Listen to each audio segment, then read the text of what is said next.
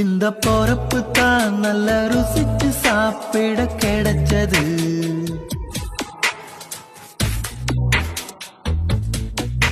அத நினைச்சுத்தான் மன உலகம் முழுவதும் பறக்குது. அட சுட சுட அட சுட சுட அந்த மதுர மல்லிப்பூ இட்லியே மீன் குழம்புல கொஞ்சம் புரட்டி சாப்பிட எச்சினு ஊறுது உள்ளுக்குள்ள. இந்த பொறப்பு தான் இந்த பொறப்பு தான் நல்ல ருசிச்சு சாப்பிட கிடைச்சது. இந்த பொறப்பு தான் நல்ல ருசிச்சு சாப்பிட கிடைச்சது.